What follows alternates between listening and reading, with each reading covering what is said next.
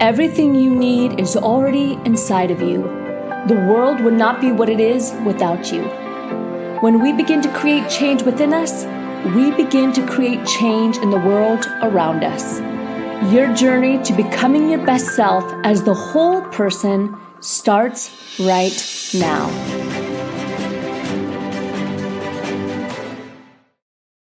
Hello and welcome to the podcast and webinar series at Rise Up For You. I'm Lauren Sweeney. I'm the Vice President here and I'm your host. Today we are going to dive in and talk about how do you win the day? Oftentimes we have a larger look, or maybe we do a year plan, a 5-year plan. Yet success is hidden in the daily routine. We're very excited to have James Whittaker here. He was born in Australia and he resides close to me in Los Angeles, California. After a successful 10-year career in financial planning, he ran a company with more than $2 billion under his management. He now then began his entrepreneurial journey, and today he is an entrepreneur and works to impact people every day through his books, his topics, his services, and winning is his passion. Helping you win is what we're going to talk about today. Whether you're an ambitious or frustrated entrepreneur or C-suite executive, we're going to talk about all the things that he has mentioned, including being on the Today Show, Entrepreneur, Money Magazine, and the Sydney Morning Herald. He has also appeared on 500 plus podcasts, radio shows, and spoken to audiences of 2,000. I also just learned he has a newborn baby and a 2-year-old. So James, we're rooting for you. We're rooting for you. Welcome to the podcast. Thank you so much, Lauren. And no matter how many times I hear that bio, it's still awkward, isn't it? You know, you go and do these different things. It's always uncomfortable to have someone else talking about you. So I am excited to be here in the studio with you doing this podcast. Yeah, we're excited for it. So talk with us. You nailed it on the head. People want to win. They mostly don't sign up to work. They want to win. You know, they want to make an impact. They want to feel successful in their own communities, and they want to help others do that as well. What is a great step, or what do you see as really missing today in people doing that? So people who feel like they're treading water, they're not living with purpose, with passion or meaning, it's generally because of two things. They're either not clear on who they are or they're not clear on where they want to go. So the work that I do with people who can be people right up to some very high level company founders and C-level executives is helping people win the day every day. And to do that, we create that alignment of what you want in all areas of your life. We reverse engineer those different things that you want to achieve to make sure that you have things like your family dialed in, your business dialed in, you know, your career, your health, the experiences that you want to have. And when you do that and determine what standards you're willing to set for this one extraordinary life you've been given, you really then just focus on putting one foot in front of the other. Because if you have the right accountability and the right system to be able to do this, then winning the day is assured. But you don't need to worry so much about every day. Our anxiety and our worry and our fear, it lives so much in the future and the past. So if we're just focused on being present and we know what actions we need to do today, that is going to get us to where we need to be, it alleviates so much of the pressure. So to sort of sum all that up, I think people need to get clear on who they are and where they want to go. And once we have that as a foundation, then we can build so many other incredible things from there. And let's be honest, it's been a very disjointed start to the year for so many people. I actually don't remember a more disjointed start to the year. I know coming into the second year with COVID, it's been tough. So don't be afraid to put your hand up if you feel like you're struggling. A lot of people want to help you. I love that. I love that you acknowledge it too and are mentioning that and talking about what is it that you really want and then how do you get there. We do that a lot with executives and entrepreneurs that we talk with. I find a lot of times people are not specific on what they want. It's very vague and then they don't hit it. Have you found the same thing? Totally. Yeah. And one of the biggest things is just elevating your belief in what's possible for you. So getting around a network of people who, you know, like the Rise Up For You leaders who can really empower your idea and raise your idea of what's possible. So you can start to think big, because you can never outperform the vision that you have for your future. If you've got a very low, a very constrained vision, you're going to be very ineffective. If you've got something that's really, really high, you might not achieve that vision in the future, but you're going to have a hell of an impact along the way. So Relationships, I mean, they've been everything for me. So it's really, really important just to get around the right people. One of the most underrated aspects of success is to find people who have the success that you want and just do exactly what they tell you. Like, just commit to that for a certain period of time. People would be astounded at the growth they could have just through 2 months or 3 months of just consistent discipline and purposeful action around the right mentors and the right network. If you can do that, you can build a foundation, no matter what has happened to you in the past, that you can leverage to have the influence, the income, and the impact that you want to have. Oh, I love that. The influence, the leverage, the impact, and I would say the happiness and the joy as well. Because when you really are leveraging things correctly, it brings a sense of cohesiveness, purpose. We were talking before the show, even structure and schedule. Totally, because a lot of people might be very successful in one area. They might be good at making money, or they might be good at going to the gym and doing the work they need to do physically, or they might be good at gratitude and meditation, but they might suck in these different areas. You might be a great parent, but if you're not doing things that give you meaning outside of the home, then it's going to be tough for you. So making sure that you have that alignment between your financial, your physical, and your mental health. And I see a lot of people, it's important to focus on a niche. It's one of the core tenets of business, but I would like to, based on how the world has evolved in the last 2 years, bring more of that into that alignment so we can have that connection. Because as you mentioned, Lauren, if we are not comfortable in the home, if our relationships are a mess, maybe our marriage might be on the brink, if we don't have a great relationship with our kids, if we have a lot of negative self-talk, if physically we're in poor health, if financially we're in a bad state, if one of these different elements is off, it can be a domino effect into those other areas of our life. And that's why it's so important to have that alignment. And it's what I do with a success plan template that I have, that I give people every year to work on their goals at least once a year, so you can have that center and that alignment of what it is that you want. I mean, how sad to have someone who would be so successful in business but have nothing to come home to, or be in such poor physical health that they don't have the energy and positive energy to get through the day. Absolutely. And we hear about that more and more. The burnout, the great resignation from 2021. Like, these topics are have always been there, and they're just coming to the limelight.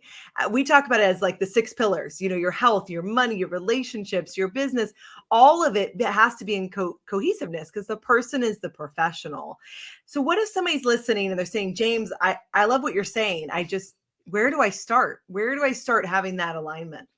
Brainstorm all the things that you want to do in this one extraordinary life that you've been given. So you could just use something like the Notes app on your iPhone or equivalent on whatever mobile device that you use. Jot all of these experiences and things down that you want to do from this one life. And it doesn't matter what they are, what categories, just brainstorm, just throw them out. Words on the page is the goal here. That might be things like have a 2-week holiday in Big Sky in Montana in 2023. And what we're doing when we've got all of these different things. So an example of a goal that I had last year, halfway through the year, I had a goal that I wanted to start doing a morning journaling practice. But I said, I'm only going to do that if I'm consistent with that practice. So I wanted to do it, every single day and never, ever miss a day, because I like challenging myself with things like that. So to give myself the best chance of success, I said, you know what, I'm going to commit to doing 100 consecutive journal entries. I'm going to anchor it, which means I do it with my morning coffee, because as an Australian, even though I live in America now, there is one thing Aussies love, and that's their morning coffee. So I knew if I was doing my morning coffee at the same time as the journal, it would never, ever be missed. This morning was consecutive journal entry 176. So what I did was I had that goal in mind. I figured out what plan needed to be created. I determined what work I needed to do for that today. And I just got to focusing on consistency. If you can anchor that with a part of your daily routine, that works out really well. The example that I mentioned earlier of travel, maybe you've got a goal to go on a holiday somewhere. That might be 3 years in the future, but look back and say, what can we do in 1 year's time to make that a reality? Maybe it's you need to be more proactive at getting more responsibility, or asking for showing more of the value that you have in your job, so you can earn a larger income, so you can put yourself in a better financial position to be able to do that. Maybe it's exploring flights or car rentals, whatever, accommodation, whatever you want to do. So you can reverse engineer all of those things to determine what actions you need to do today. And this is the part where I feel like most people fall down They don't systemize it. So in that annual structure that I have through that success plan template, I think about what all of those future items look like as 90-day tasks, 90-day action items. And then we schedule those in the calendar so you can release yourself from any worry about anything, because you're just going to get a calendar notification when it's time for you to do something. It's so much easier to go through life like that. That's what I've experienced. And the opposite of that is people reacting to their situations. And no wonder they're complaining about the same job that they have, or they're still hanging around people who are bad for their health, or they haven't had a fitness or a health plan that's worked. It's because they haven't taken the time to get a bird's eye view of what they want and reverse engineer that process and then systemize it for success. Yes, I love that. That bird's eye process is so important to take a step back and really look at, is what I'm even doing working? Is it even landing me where I want to be? And what you said in the very beginning today, where do I want to be? Taking time to actually think about that. I That love it. awareness, that awareness and reflection is so critical. And a lot of people have these fears of, an example might be, hey, I'm thinking about starting a podcast. What happens if no one listens to it? So through the process of what I teach my clients is we do this process called a vulnerability reframe, where we take that fear that we have. The example before being, I'm thinking about launching a podcast, but what if no one listens to it? We say, cool. Let's flip that on its head. What do we need to do to make sure that we have 500 people listening to it when that first episode comes out? And then we create a proactive plan about being able to do that. So, yeah, that awareness and reflection and leaning into our vulnerabilities rather than resisting them enables us to get proactive about the right plan that we can create that would ideally leverage other people. I don't mean leverage in a bad way there. I mean Yeah. connect and have a lot of meaning with people who genuinely want to help and support us.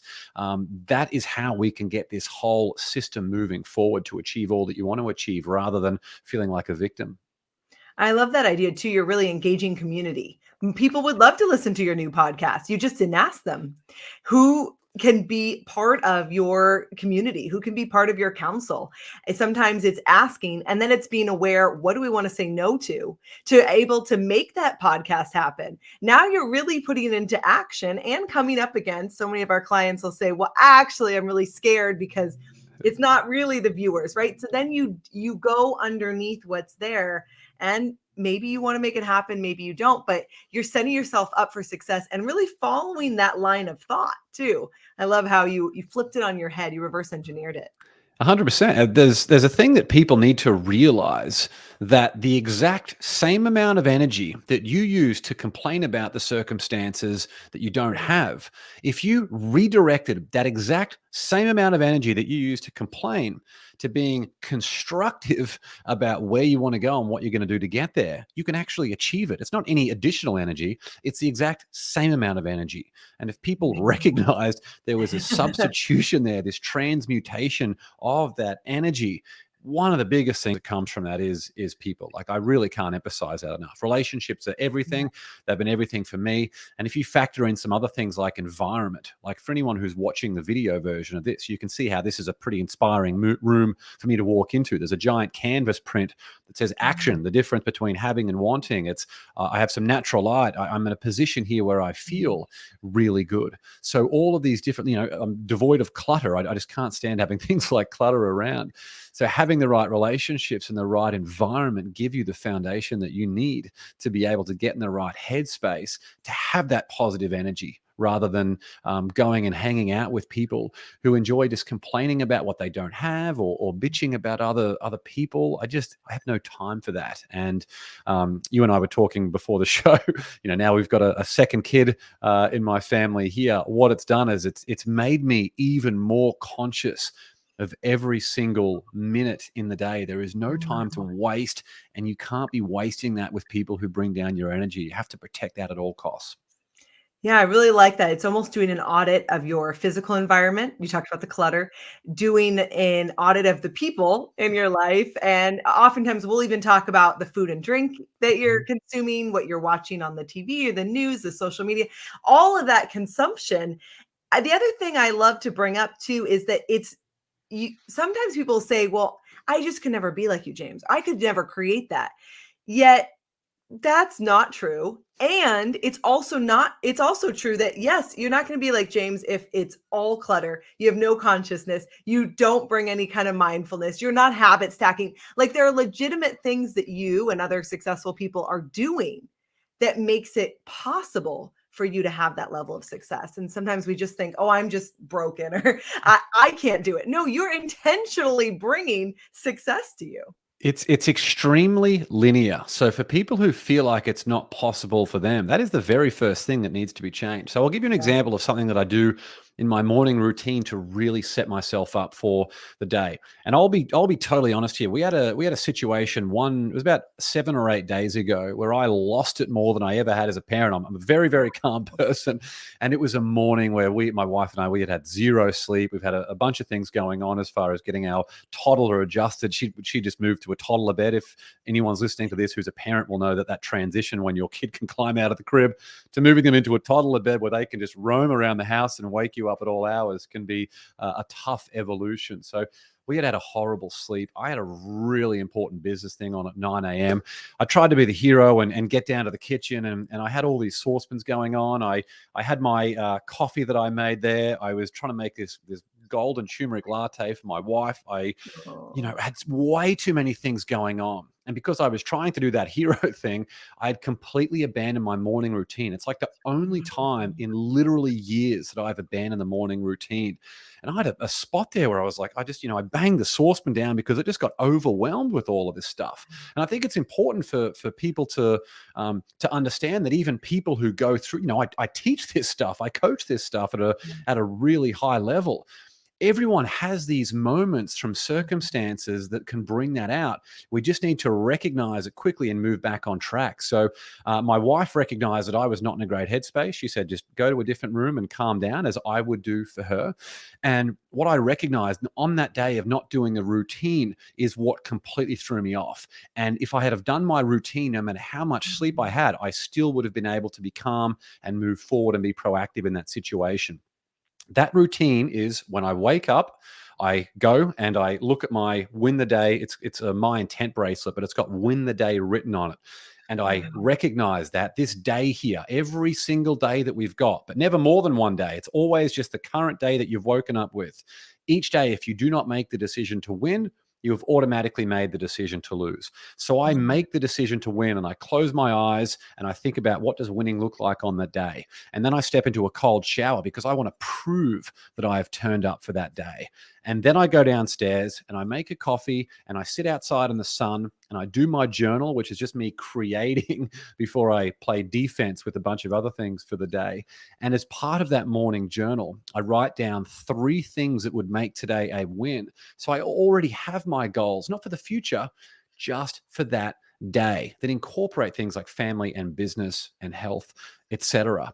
That is the routine of being able to have that space, and the discipline to be able to do that is what separates me from having a really amazing day from one that was completely horrible. So it was a very powerful lesson. And for people who feel like it's not possible for them, think about a discipline for you. Like, what are you doing to acknowledge that you're going to turn up for the day? How are you going to prove, like, what sacrifice are you going to make so you can get out of your comfort zone? What are you doing to center and get that mental reset before the day begins? And are you clear on what 3 things would make today a win? These are not things like responding to emails. They're things that give you that fulfillment in the alignment of what you have in all areas of your life. So good. I love it, James. So let's say people are listening and they think, I would like more information. What do you have for us? And if you're listening and you're not viewing us visually, it's roadmap.wearepodcast.com. What will we find there? So the roadmap for our We Are podcast business shows business owners how to grow their business using a podcast. So what that is going to do is break down business growth in 3 different areas: attention, engagement, sales. So what are you doing to get attention from your ideal client, and really who is your ideal audience? Because in business, so many roads lead back to audience. So that's the first one, is is attention.